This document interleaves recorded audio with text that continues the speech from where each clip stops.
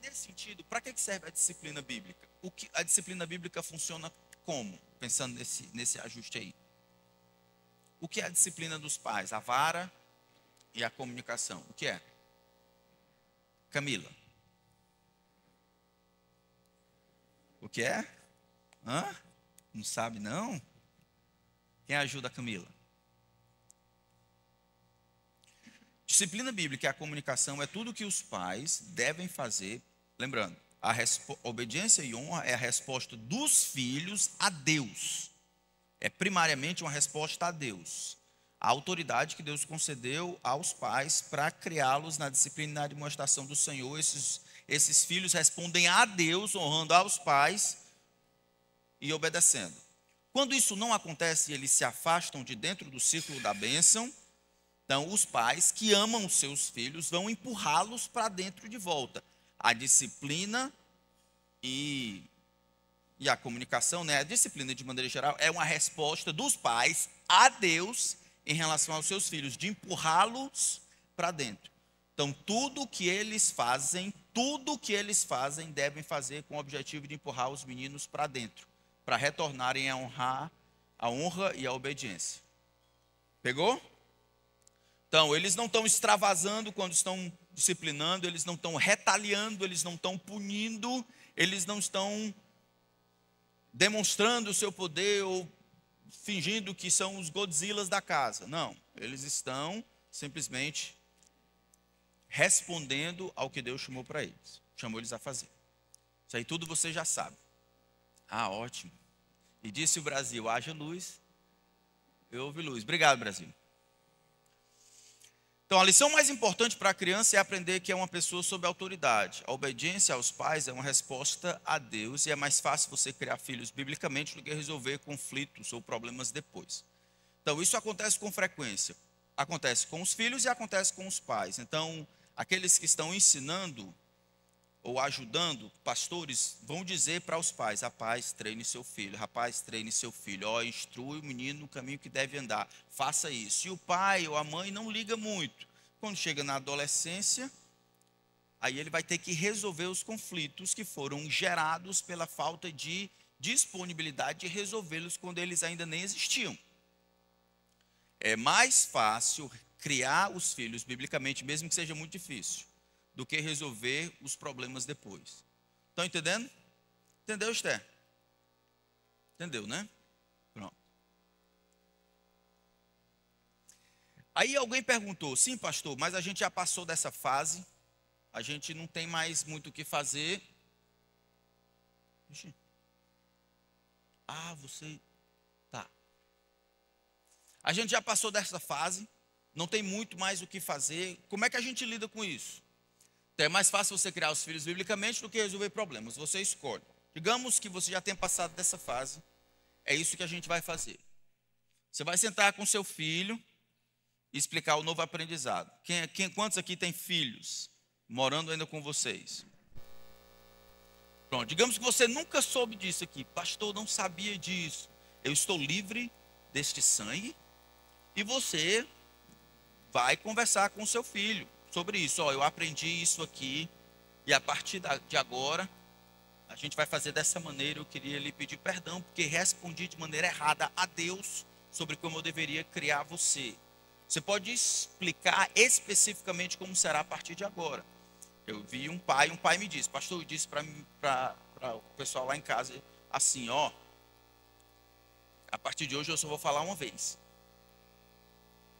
A partir de hoje é assim. Eu não sabia disso, que você tinha que obedecer de maneira imediata, de maneira inteira e de maneira interna. Muito bem. Agora eu sei. Então, quando eu falar, você vai obedecer. Na primeira vez. Não, vai responder e fazer aquilo que eu estou mandando. Beleza? Tive os adolescentes lá em casa. Adolescentes não. Graças a Deus.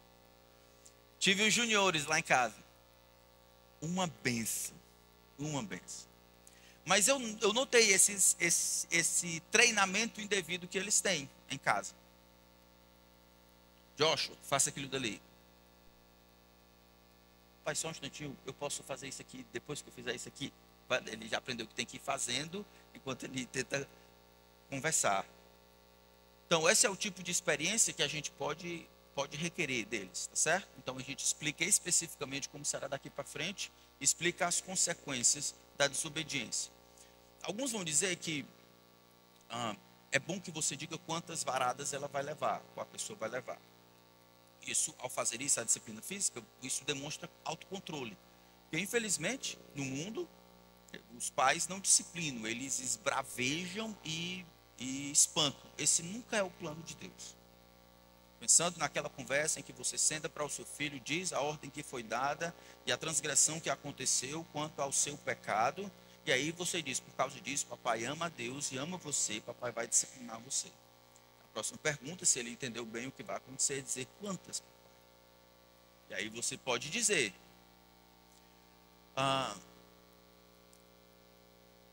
de fato isso pode demonstrar controle.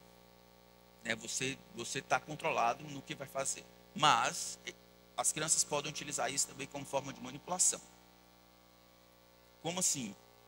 Eles podem se virar, se você disser 6, ele pode se virar e aguentar só enquanto é 6. Ou ele pode aguentar só porque é 6 e ele não se entrega. Aí ele finge e finge que está sendo disciplinado. Sabe como é que é isso, fingir? Sabe, né? E esbraveja para que você reduza, ou então só até 6. Você conhece o seu filho, seja sábio. Você pode dizer, desde que, ou o que eu queria incentivar vocês é, se não for dizer para eles, pelo menos na cabeça, vocês têm que saber.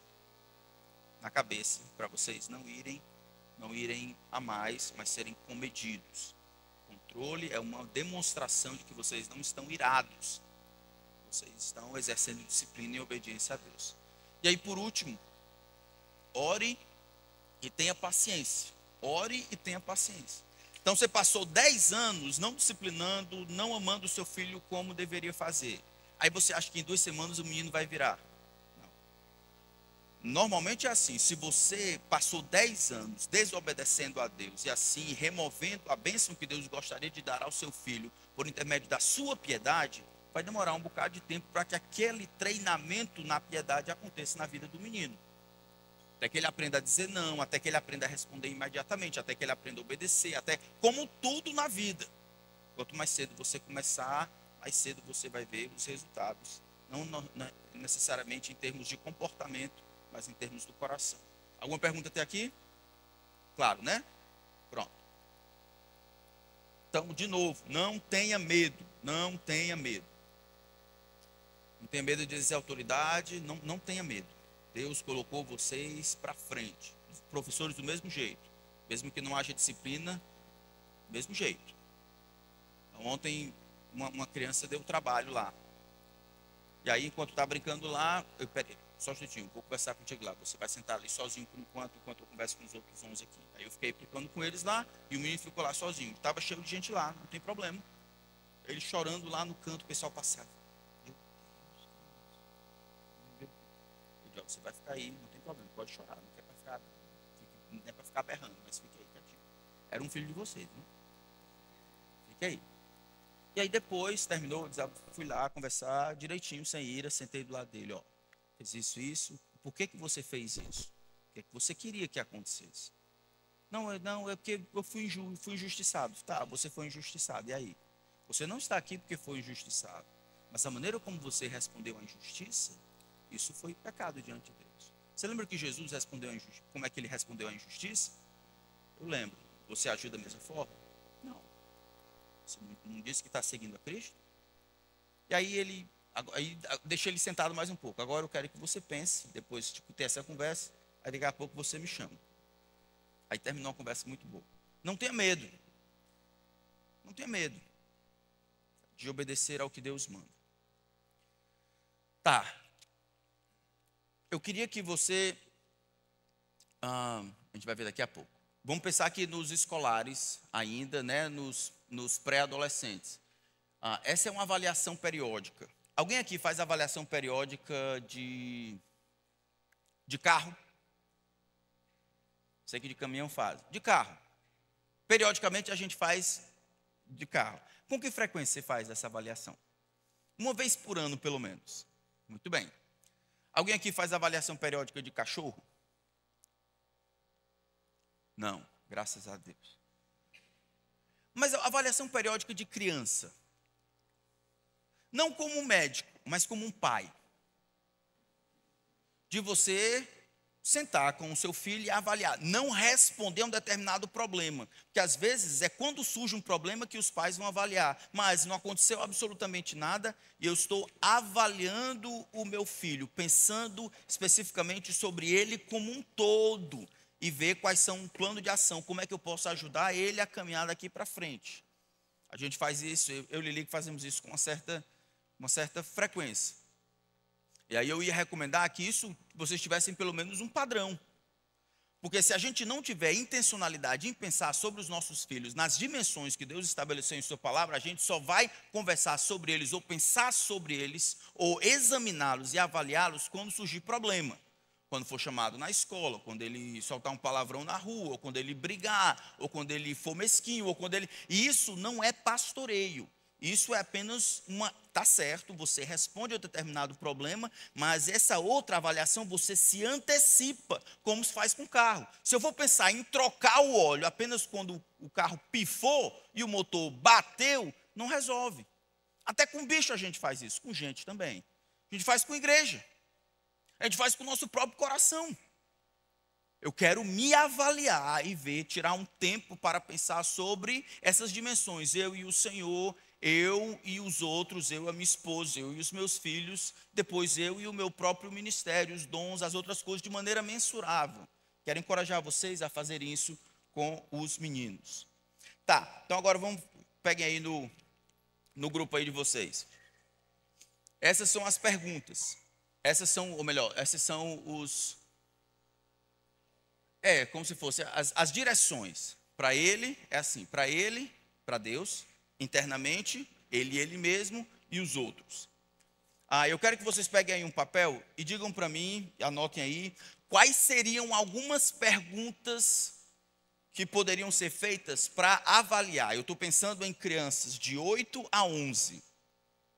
Como é que eu posso avaliar, e daqui a pouco vou ver os adolescentes, como é que eu posso avaliar os nossos filhos assim? Então, quem quer avaliar com Deus? Com Deus, beleza. E vocês? Vão avaliar com Ele mesmo. Vocês com os outros. Vocês com Deus, Ele mesmo, os outros. Deus, Ele mesmo e os outros. Deus, Ele mesmo. E vocês que não estão fazendo nada aí, procurem um canto para ajudar. Tá bom? Certo? Como é que seria essa avaliação? Eu quero que vocês me ajudem fazendo uma avaliação. Todo mundo entendeu? Quem não entendeu? Pronto. Vocês pegaram quem? Hã? Pronto. Você tem quantos?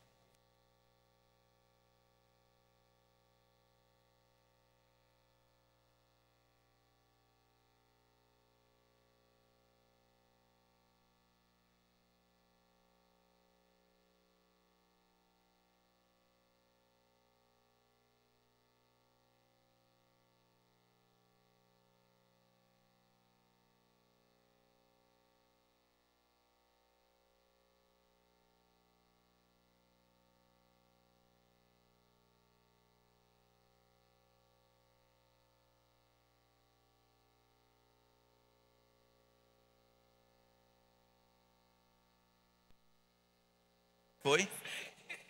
Vocês os outros. Os outros.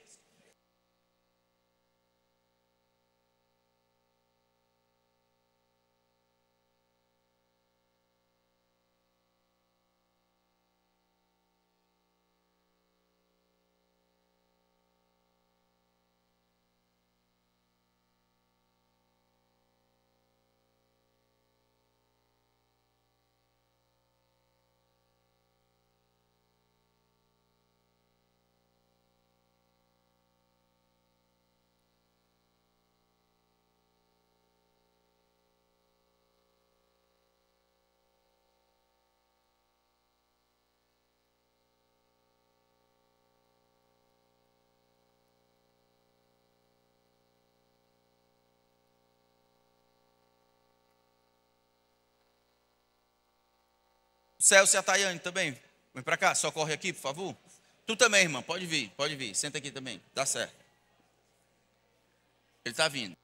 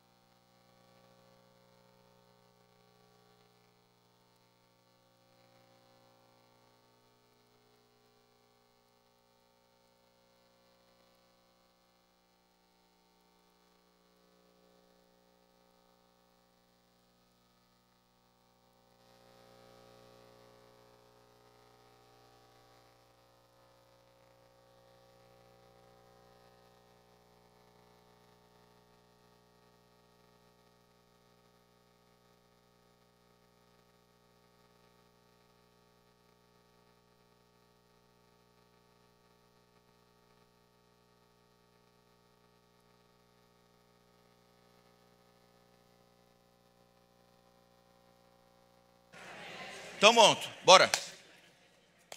Alguém tem microfone aí? Vamos começar ali com Deus. Natália, alguém quem é que está com Deus? Amém. Quem ficou ele e Deus? Aqui, pastor. Quem? Também. Aqui. Pronto, Natália, vamos ouvir. Nós pensamos em algumas perguntas como está o tempo de devocional, de perguntar, né, como que está esse tempo de devocional, como está o serviço na igreja para aqueles que, né, já estão servindo, como está o tempo de oração, o que ele tem aprendido, né, tanto aqui no culto, o EBD, culto de quarta, o que esse aprendizado tem trago de mudanças na vida prática dele, Certo. E como está seu coração, para ir um pouco mais... Excelente. Agora, essas perguntas, elas poderiam ser feitas para pessoas mais velhas também. Vamos pegar essa primeira pergunta que ela fez, que é muito importante. Como está o tempo devocional? Uma criança de 8 a 11 anos, dificilmente, ela intencionalmente, voluntariamente, ela vai caminhar nessa direção.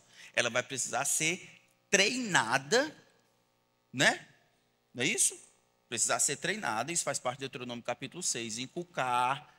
Então, não é só perguntar, eu espero que eu estou treinando, exercendo a minha autoridade e a minha força para servir ao meu filho, forçando ele ou ela a ler.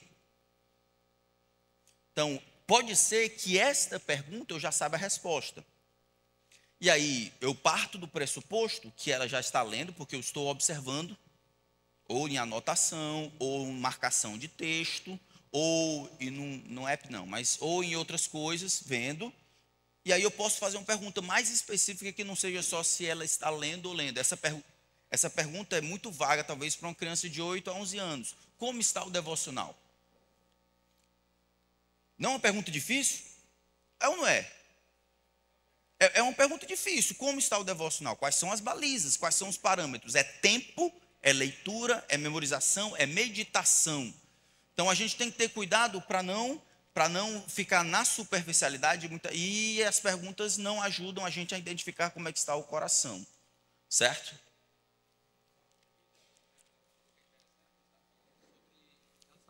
Peraí, Bruno, diz aí. A gente estava falando sobre relacionamento com os outros, e aí a pergunta antes estava, como está o seu relacionamento com os seus professores? A Cláudia falou sobre, me conte como está o seu relacionamento com os professores, porque a pergunta, como está, a criança vai dizer, tá bom, tá ruim. Agora, me contar, ele vai ter que raciocinar para saber como que ele está interagindo com o Para professor. abrir um pouco mais. E aí, Excelente. mais. Excelente, muito bom, muito bom. Sobre Deus, outra pessoa, aqui. Ajuda aqui, Felipe, por favor.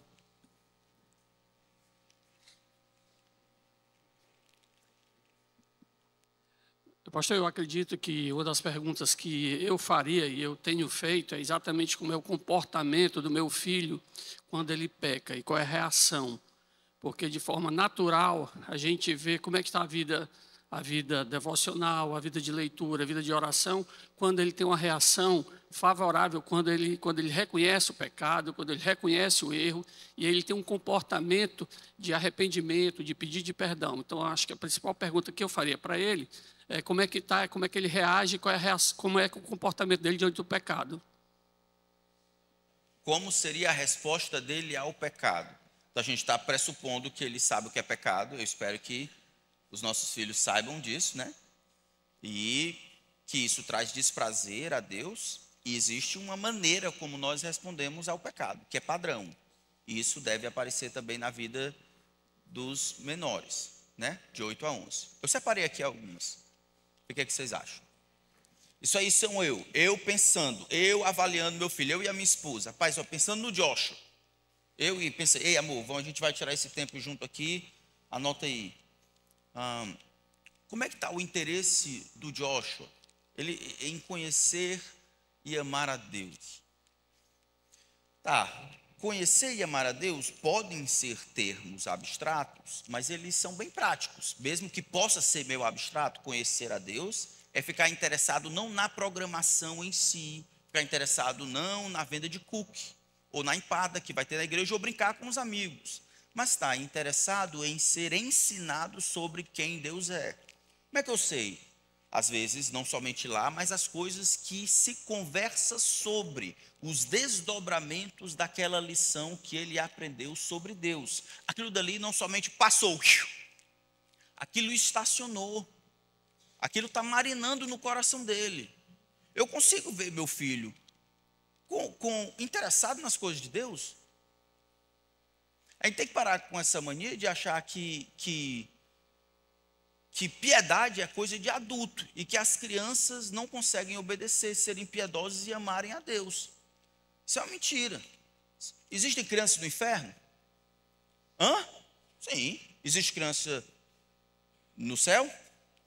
O que salvou essas crianças e o que condenou é a mesma coisa. A incredulidade contra o pecado e a salvação oferecida em Cristo e o perdão recebido por meio da fé e a graça de Deus em Cristo.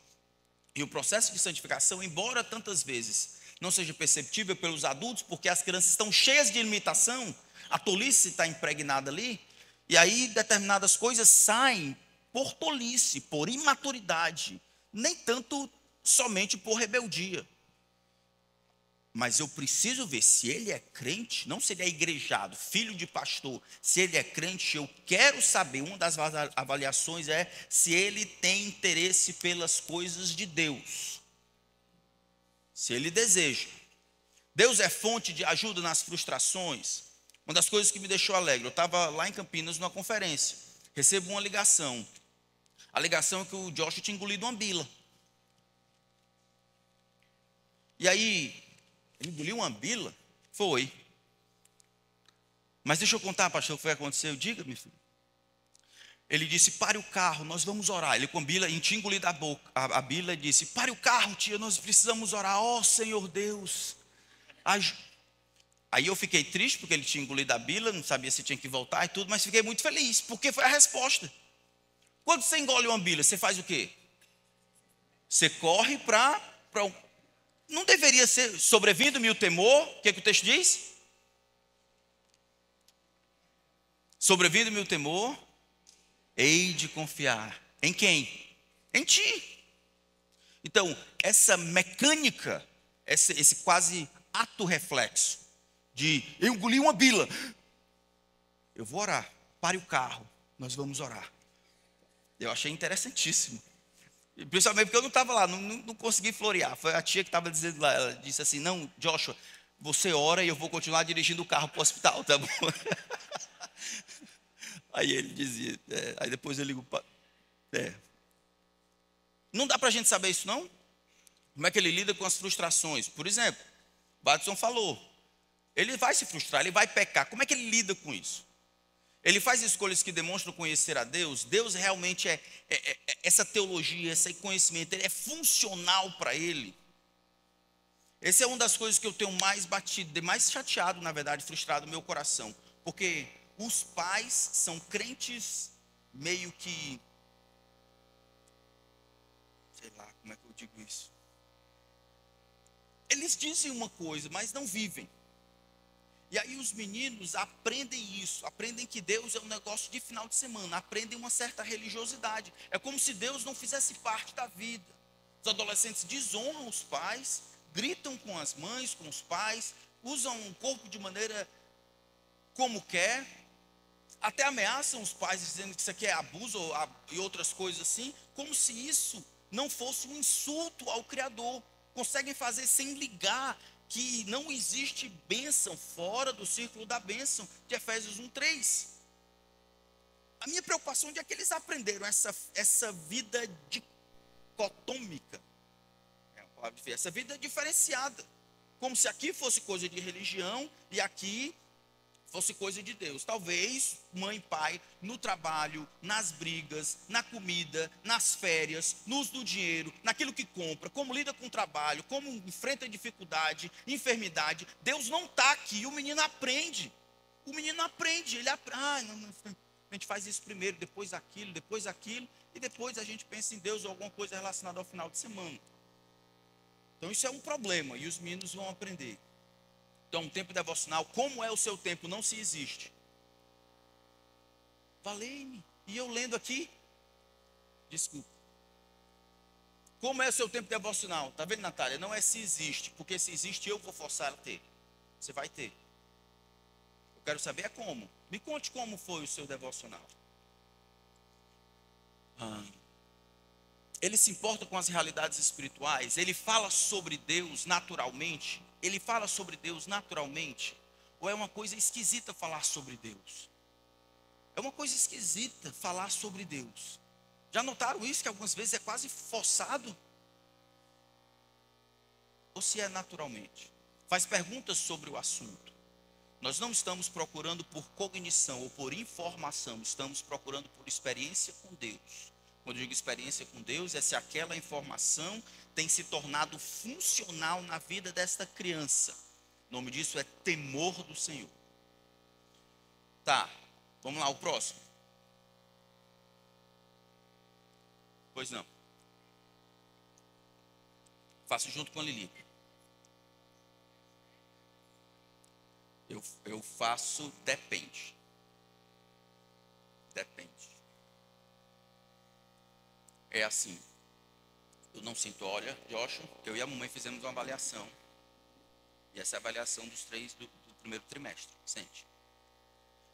Eu sento, converso com a Lilica sobre os meninos, e aí nós fazemos um plano de ação e distribuímos os desdobramentos da nossa conversa por outras conversas e ações que fazemos com eles. Está entendendo? Está entendendo mesmo? Pronto. Fazemos isso. Ele mesmo. Quem pegou ele mesmo? Pegaram. Vai lá. aproveitando aí o final de semana que a gente passou no retiro, falando sobre ídolos, e aí, meio que juntando o que você já falou antes sobre o comportamento da criança, né?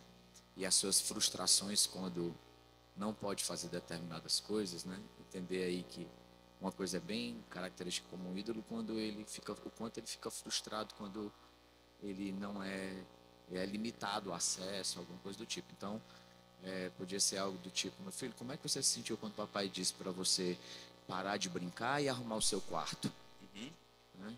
Ou outra coisa, assim, olha, você percebeu a forma que você agiu com aquela senhora quando ela lhe pediu para você pegar uma coisa para ela? Então, perguntas desse tipo eu acho que trariam clareza de quanto ele entende o comportamento dele, né? A conduta e o coração Isso. dele. Né? Excelente. Ó, lembra que a primeira, ela foi mais abrangente. Meu filho, quando isso acontece, aí você pode, para ajudá-lo, ter uma imagem, um evento específico. A outra foi direcionada a uma coisa específica, quando aquela senhora falou tal, tal, tal. Então, a gente vai estar fazendo isso aqui sempre. Estou pensando quando você está avaliando ele, certo? Tentando avaliar ele, você e sua esposa, pensando sobre ele e ele mesmo. Ele vai chegar na conversa, mas é bom que vocês já estejam mais ou menos com os parâmetros prontos. Tá? Faz sentido? Então, tipo assim, ó. O que o seu filho pensa sobre si mesmo? Aqui é ele mesmo. Ó, e a gente está dizendo 8 a 11, porque está ficando menor, mas entrando nos adolescentes, isso aqui é uma pergunta muito importante. O que a sua filha pensa sobre si mesma? Com essa loucura de beleza pré-formada, ou o impulso para ser bonito de uma determinada maneira, bonita de uma determinada maneira, aceita de uma determinada maneira, esse negócio vai longe. Então a gente tem que saber o que ela pensa sobre si mesma, o que ele pensa sobre si mesmo. E aí, depois de verificar, ela pode falar, mas depois de verificar, a gente pode ver se aquilo que ela pensa de si mesma está condizente com a Escritura. Estão entendendo? Como assim? Quem me dá um exemplo?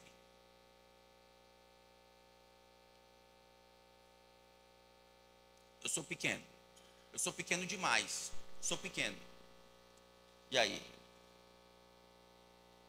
Eu tenho uma ilustração, não é boa.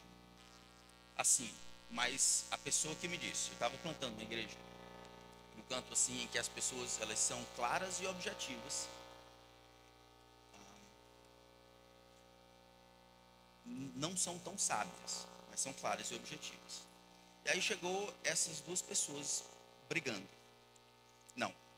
O filho mais velho chegou em casa com o olho roxo que tinha brigado na escola. O nome do menino era Stallone. Brigando na escola, tal. A mãe dele era uma senhora bem forte, gorda. Bem muito. E aí, só para vocês entenderem. E aí ele chega em casa e vai falar: eu estava brigando na escola, Stallone. Estava brigando, mas por quê? Porque chamaram a senhora de gorda. Aí ela gritou do lado de lá: e eles mentiram, Stallone. Entenderam? Vocês entenderam? Vocês entenderam? Entenderam ou não? Pronto. É muito correto que ele tome as dores da mãe para proteger, mas a mãe estava certa, no sentido de que, meu filho, eles disseram isso, e isso está certo. A mamãe é assim. Isso, ou seja, você não brigou pela verdade, pode ter brigado pela honra da mãe, mas isso não estava assim. Então, algumas vezes, os pais, às vezes, tentam mentir. Como? Digamos que o menino é pequeno. Pequeno que você eu vou dar o seu nome de Anak. Você é um filho dos Anaquins. O problema é que o pessoal aqui aí, né? Vai dizer um negócio desse. Ou, não? É ou não é? Então, eu não estou dizendo para a gente mentir ou falsificar a verdade. Mas não existe ganho se a gente aprender a manipular a verdade para poder, de alguma forma, atrapalhar a vida do nosso filho ou tornar menos difícil. Como diz alguém, a gente não vai dizer que o sol é azul para as pessoas que têm amor por icterícia. A gente não vai dizer isso. Certo? Então, isso precisa ficar claro. A gente olha as convicções dele e vê se ele é consciente. E aí toda criança, toda pessoa vão ter determinadas coisas que ele faz bem, determinadas outras que faz mal. Então a gente tenta, nas virtudes, a gente mantém isso como toda boa dádiva e todo perfeito são do alto, para que ele agrade a Deus. As fraquezas, a gente vai ensinar, meu filho, o poder se aperfeiçoa nas fraquezas. Essa é uma chance que Deus lhe dá para você buscar a Deus. Não tem nenhum problema. Se ele é alto, você diz, olha, a soberba precede a ruína e a altivez de espírito a queda. Aos pequenos, você vai dizer, não se glorie o céu. Vai dizer o quê? A minha graça te basta. Isso. Não dá para fazer? Você não mentiu, disse para ele, para pegar a oportunidade que vem trazendo com essas coisas e utilizá-las.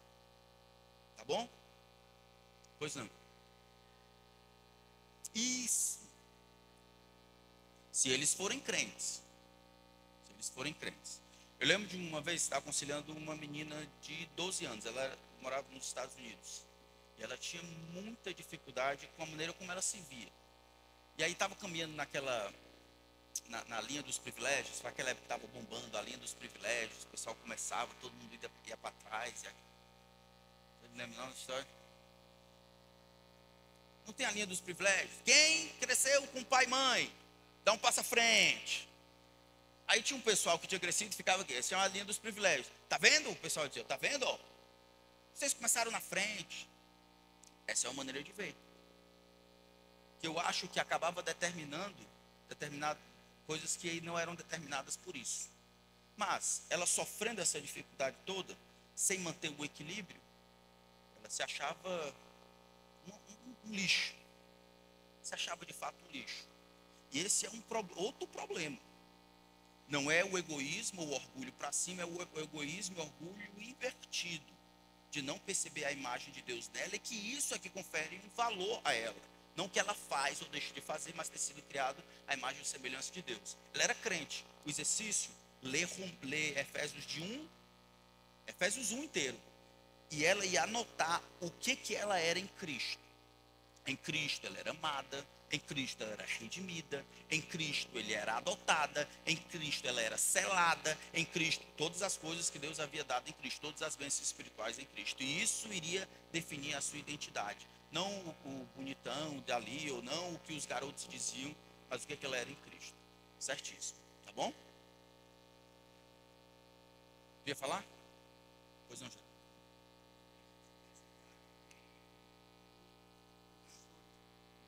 Na cidade aqui, muitas vezes professores de escola, outros até filme, alguma coisa, que vai enfatizar o que chamamos de autoimagem, estimação.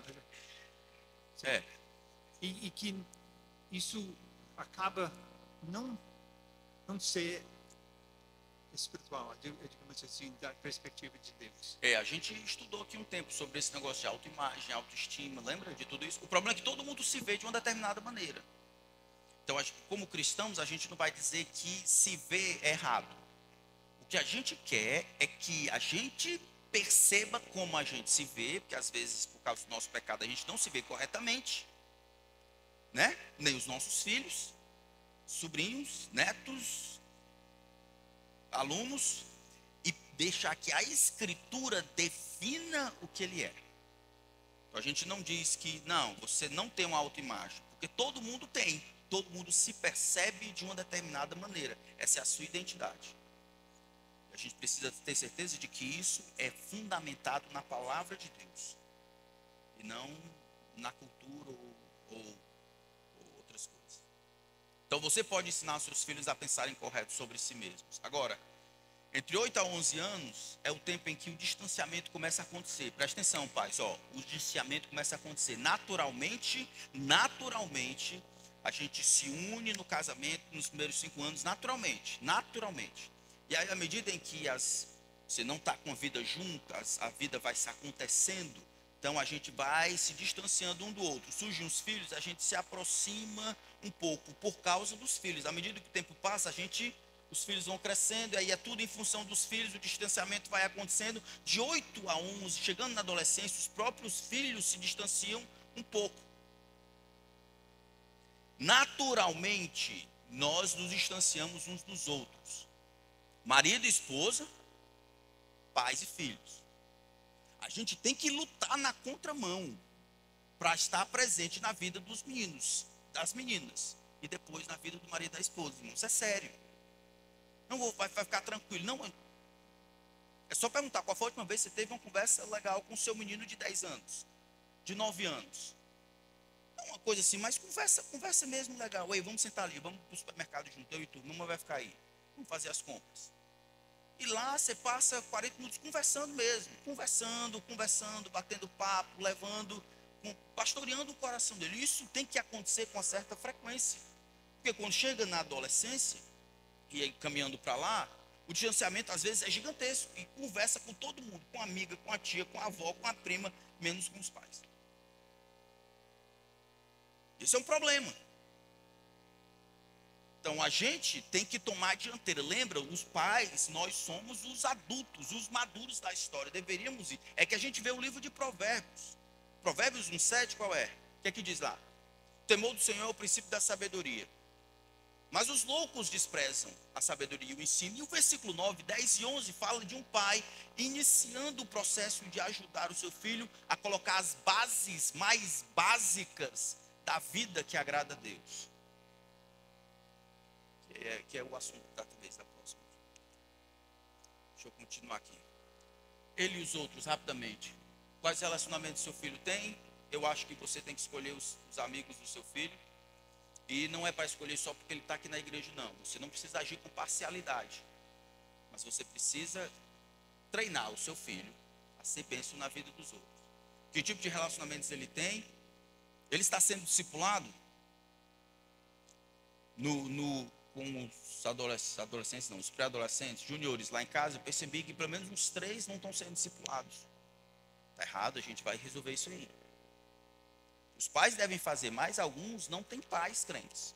A gente está aqui para somar, para ajudar, a gente tem que fazer isso. Às vezes nossos filhos estão aqui e eles ficam perto.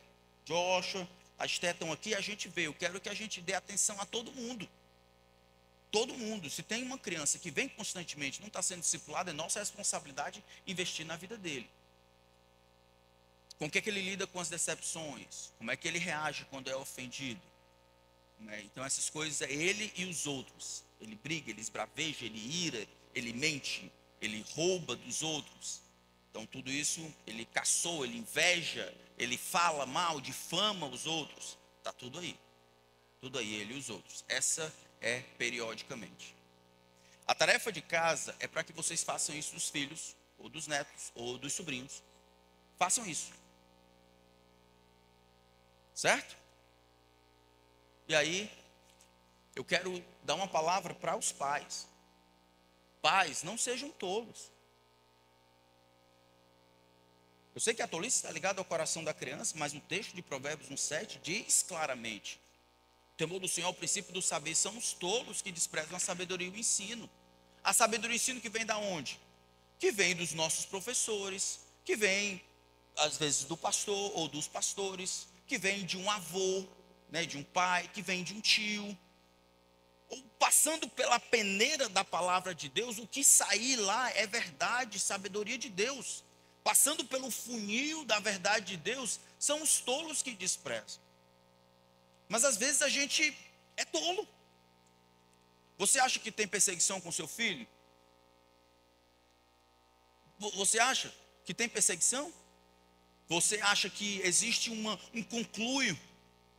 Que todo mundo só vê mal seu filho? É o seu filho que é o cão. O dos meninos não, o dos outros não. Se você pensa assim, isso vai atrapalhar o processo de aquisição de sabedoria provinda de outras pessoas para ministrar na sua vida e na vida do seu filho. Isso a gente precisa saber.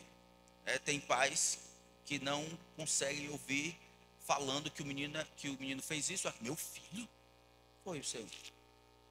O seu? O meu? Dia desse o Josh subiu para pegar um queijo na prateleira de cima. Papai, eu fui ajudar a mamãe, que ela pediu, e ela não alcançava, foi fazer outra coisa. Aí ele sobe, o freezer do supermercado fecha, ele fica dentro do freezer.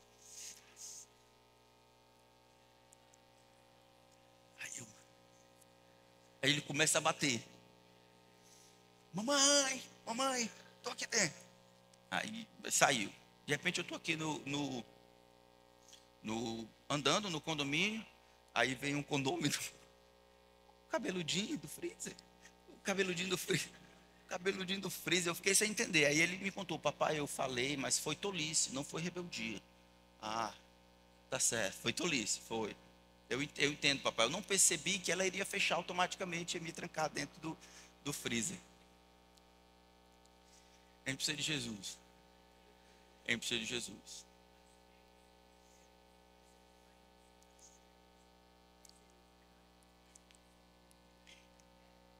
Eles ganham, Eles ganham. Pais, tá bom? Então, quando falarem com você, na reunião de pais e mestres que tem aqui, ou sua mãe, seus avós, ou os seus tios, rapaz, peguei ele ali, receba isso como uma coisa boa. Ele não está competindo, não.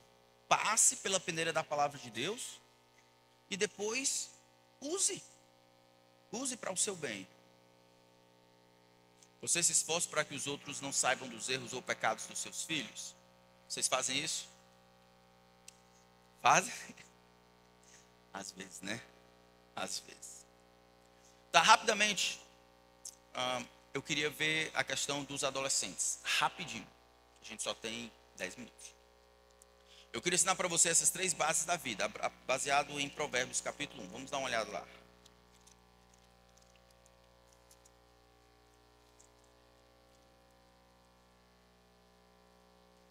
Vamos ler todos juntos? Provérbios 1, do 7 até o 10. Provérbios 1, 7 a 10. Encontraram aí? Vamos lá ler juntos?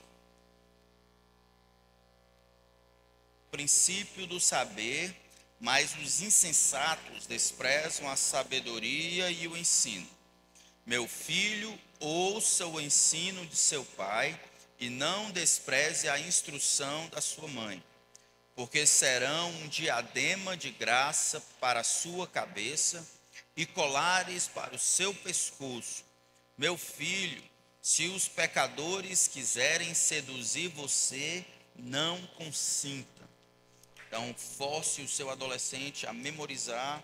Você mesmo memoriza, depois você força o seu adolescente a memorizar. As 3 bases, baseado nesse texto aqui, de como a gente vai lidar com os adolescentes. Pensando aqui, cadê? Só 3, hein? Quais são? Baseado nesse texto, qual é a primeira? Qual é? Temor do Senhor, muito bem. Que a gente já estudou, o respeito, a reverência, de novo, ligando as coisas que ele faz ou ela faz com Deus. Seu adolescente precisa ser motivado por um senso de temor e reverência para com Deus. É o período agora em que a gente vai ver o quanto do evangelho foi internalizado no coração dessa pessoa. A gente vai voltar para o evangelho constantemente. Sem negócio de comportamento, sem negócio de igreja, é o evangelho, Jesus, é Deus, o quanto de verdade que ele aprendeu na EBD, o quanto de verdade que aprendeu em casa no culto doméstico, que aprendeu na escola, o quanto de verdade ele pegou. Agora é hora de espremer e ter certeza que depois que cair, botar de dentro de novo.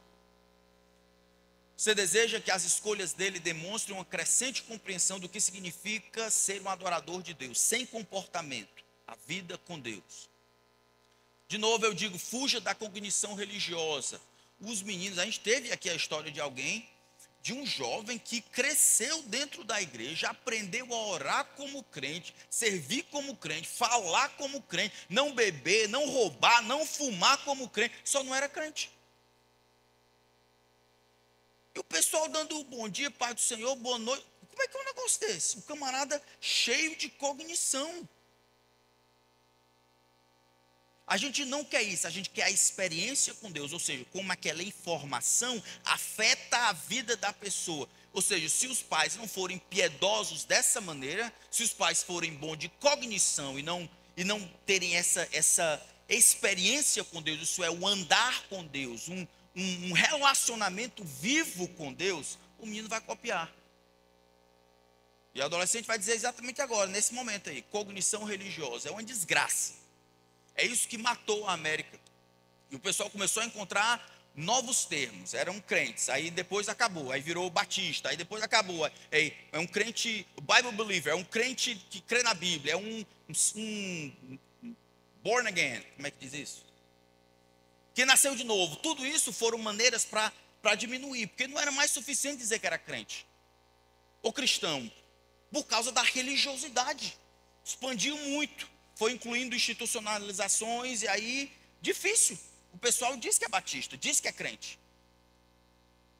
Mas é quase como os católicos daqui. Está se tornando no cristianismo, aqui no Brasil, enquanto a gente caminha rápido que só, para se tornar quase a metade da população brasileira. Mas não tem vida. A gente precisa lutar contra.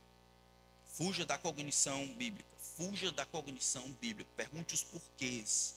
Por que papai faz isso? Por que papai está fazendo isso? O que é importante na vida? Jesus seja presente lá. Temor do Senhor, tá bom? Temor do Senhor. Segundo, adolescentes são tolos. Amém, adolescentes? Adolescentes são tolos. Na Bíblia, os jovens, em 1 João, jovens, eu vos escrevo porque vocês são fortes e têm vencido o maligno.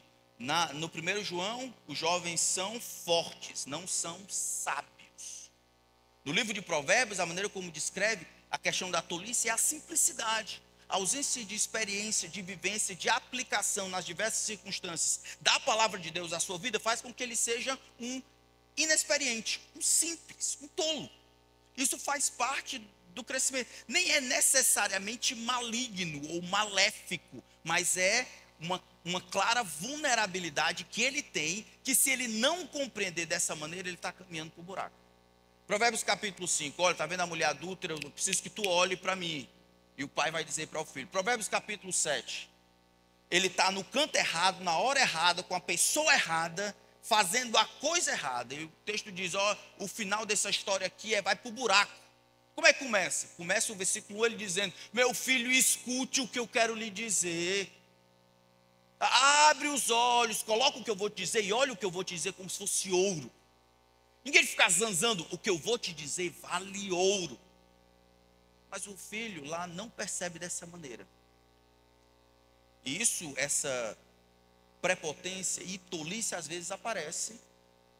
Já começa a aparecer desde cedo, mas já vai aparecendo, crescendo na adolescência. Ajude os seus adolescentes a entenderem que eles não sabem. E isso é bom. Porque aí eles podem então ser ensinados. Adolescente que não aceita a instrução dos seus pais será ricamente abençoado. É o ciclo da bênção. Sempre, no livro de Provérbios, sempre se supõe que eles considerarão seus pais irrelevantes. Desculpa. Sempre se supõe que eles considerarão seus pais irrelevantes. O pai não sabe de nada. A gente precisa cortar isso. Não pela promoção da amizade, mas o pai e a mãe sendo aqueles que estão ali para ensinar sabedoria aos seus filhos. Provérbios 1, 8 e 9, mantém o ponto de vista de que os filhos veem seus pais como uma fonte de sabedoria e instrução. Meu filho, ouça o ensino do seu pai. Não despreze a instrução da sua mãe. Ele diz, porque serão uma diadema, uma coroa de graça para a sua cabeça, um enfeite, colares para o seu pescoço. Então eles precisam saber disso. Quem vai ajudá-los são os pais. Na ausência dos pais, os professores, os tios, os avós, aqueles que estão aqui, os pastores, todos vamos cumprir essa função. Está todo mundo no mesmo barco, tá bom? Qual é a primeira? Segunda? Isso.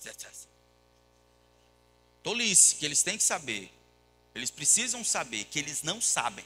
Quem disse isso? Foi Deus. Foi Deus. Deus que disse. Não, é porque, não foi eu não, foi Jesus. Deus diz que você não sabe. E deu para você pais, professores, pastores, para dizer para você, para coroar a sua cabeça como um diadema. Ouça o ensino do seu pai, não despreze a instrução da sua mãe. Não vai dar certo. Deixa agora que eu botei. E por último, afastar-se dos ímpios. Versículo 10. Meu filho, se os pecadores quiserem seduzir você, não consintas. Aqui é o pai dizendo para o menino, se os pecadores quiserem seduzir você, não consintas.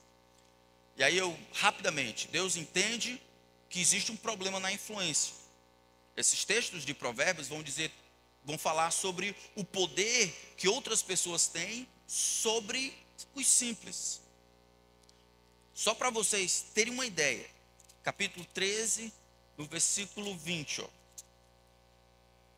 ele diz assim: quem anda com o sábio será sábio, mas o companheiro de tolos acabará mal. Capítulo 14, versículo 7.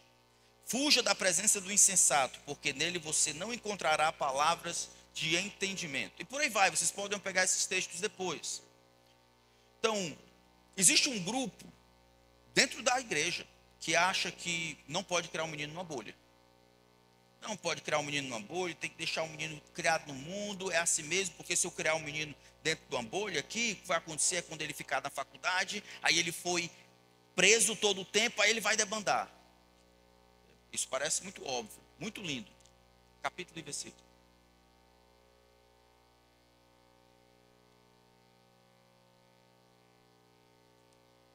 Eu não estou dizendo que você vai tirar eles do mundo. Jesus falou sobre isso. Não peço que os tire do mundo, mas sim que os guarde do mal. Jesus falou, eles sendo crentes, ele é sal da terra e luz do mundo. Então, ele está em interação com o mundo. Mas, porque eles estão em interação com o mundo, não significa dizer que seja correto eu presumir maturidade nos meus filhos e deixar ele correr efeito solto, ignorando as influências perniciosas contra o menino, que o livro de Provérbios está claro. Então, de um lado tem o medo da bolha, do outro tem a tolice de ignorar o poder da influência. Então a sabedoria é sabedoria quando é de Deus. Existe o meio do caminho lá. E aí agora está surgindo aqui o homeschool. Tem que ter essas esperanças de um jeitinho. Não é porque eu treino e eu já fui dos dois. Não é porque eu treino um menino na escola que eu removo determinadas influências que o menino vai dar certo. Não existe determinismo cristão. Mas ao mesmo tempo eu quero achar que isso é uma coisa boa, quando eu educo os meus filhos e preparo eles para um tempo em que eles não estarão comigo, que é o caso do Iago. Então, muito cuidado com isso. A sabedoria não é a do mundo, a sabedoria é aquela de Deus. Não crie seus filhos para o mundo. Aí o menino cria na igreja, o menino não vem para o culto, não faz, mas ele vai para tudo, tem aniversário, tem não sei o quê, e vai para tudo que é canto, porque o menino tem que se engrajar. Quem disse isso? Quem que foi? Os amigos são daqui. Eu acho. São os crentes. E se não for, são os crentes, são daqui. Eu acho. Por causa do poder que a influência tem sobre eles. Se eles quiserem vir, eles vêm. Mas acho que o livro de Provérbios fala sobre isso. Então, Provérbios 9 fala sobre o poder da influência. Meu filho, se os pecadores querem te seduzir, você não consintas. Aí ele vai falar um bocado de coisa. Mas o pai está lá. Afaste-se dos ímpios. Afaste-se dos ímpios. Alguns encontros serão inevitáveis, mas nem todos. Esses são a sua responsabilidade, evitá-los. Tá bom? Tá bom? Eu falo com... Hoje minha sogra é crente. Minha sogra queria andar com os meninos por 15 anos. Ela nunca andou sozinha com eles. Assim, quero viajar com meus netos. Mas não, sogra. Por quê? como ela bem disse, porque a minha sogra mentia. Ela já confessou, graças a Deus, ela tem lutado e tem sido uma nova criatura. O que ela achava tranquilo, eu não achava. Sogra, a gente não mente. Não, mas não tem mais, sogra. Não tem mais. Se a senhora não consegue fazer isso, a senhora vai ficar aqui com a gente. A senhora vai ter o tempo necessário, tal, mas viajar sozinho, sem. Não. A senhora, por enquanto, não é uma boa influência. Não foi uma conversa fácil, não. Não é para sair dizendo que eu estou dizendo isso, não. Estou só dando um exemplo de alguém que agora eles viajaram. Acorda de manhã, ela está lá lendo a Bíblia, vai conversar sobre o tabernáculo com a Esther, ou com o Josh. Esse negócio do tabernáculo, como é que é isso mesmo? O que é o propiciatório? Ótimo. Ótimo. E aí, esse é o que Deus tem nos dado. Tá, esses são os 3. Essas são as bases para a vida. Vamos ver se a gente consegue lembrar. Baseado em Provérbios 1, do versículo 7 até o versículo 9. Rapidinho, para os adolescentes. Quais são as 3 bases? Temor do Senhor. Tudo é a respeito de Deus, em relação a Deus. Segundo, isso, a tolice que está ligada. E aí a função dos pais de ensinarem sabedoria. 3, afastar-se dos ímpios. Não consentir. Vamos orar. Senhor, eu peço que abençoe os nossos adolescentes, os nossos pais, os nossos professores, os tios, os avós, os pastores, que possamos interagir com aqueles mais jovens de uma maneira que agrade ao Senhor. Nos ajuda a tirarmos aquela ideia que os adolescentes são rebeldes, eles são pecadores como em qualquer outra fase da vida. Nos ajuda a pastorearmos o coração desses, ensinando o temor do Senhor com a vida, instruindo mais do que só reclamando, e nos ajuda a coibir qualquer influência perniciosa na vida deles, para o bem deles. Para o bem deles. E para a glória do Senhor. Em nome de Cristo.